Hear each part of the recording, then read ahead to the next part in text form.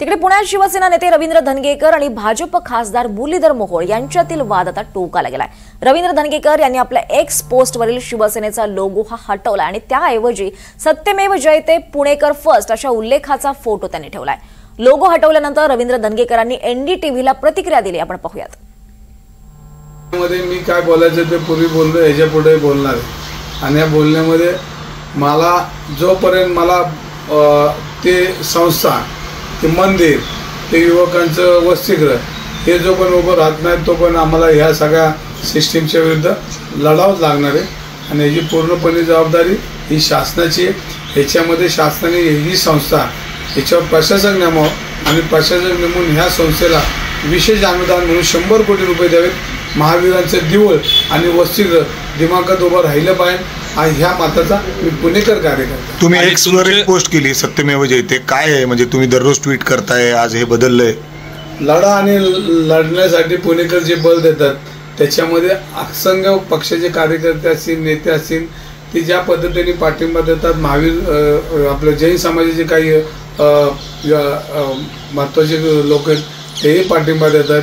भारतीय जनता पार्टीमधले अनेक लोक फोन करून सांगतात की जे चाललंय हे चुकीचं चाललंय आणि ह्या विकृतीच्या विरोधात तुम्ही बोलताय, ह्याच्यासाठी मला तुम्हाला पाठिंबा आहे। त्यामुळे सत्यमेव जयते, सत्य हे कधी लपून राहणार नाही आणि हा सगळा भ्रष्टाचार उघड्या डोळ्याने बघत असेल तर पुढची पिढी येणारी माफ करणार नाही।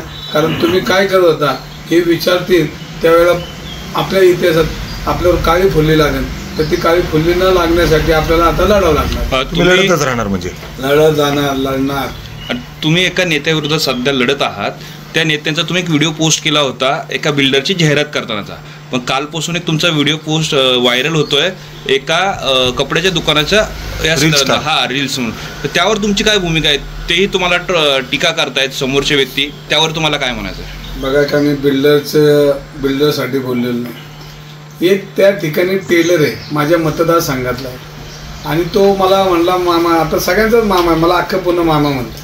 याच्यामध्ये मी काय बोलायचं ते पूर्वी बोललो, याच्या पुढे बोलणार आहे आणि या बोलण्यामध्ये मला जोपर्यंत मला ते संस्था, ते मंदिर, ते युवकांचं वसतिगृह हे जो पण उभं राहत नाही तो पण आम्हाला ह्या सगळ्या सिस्टीमच्या विरुद्ध लढावंच लागणार आहे आणि याची पूर्णपणे जबाबदारी ही शासनाची आहे।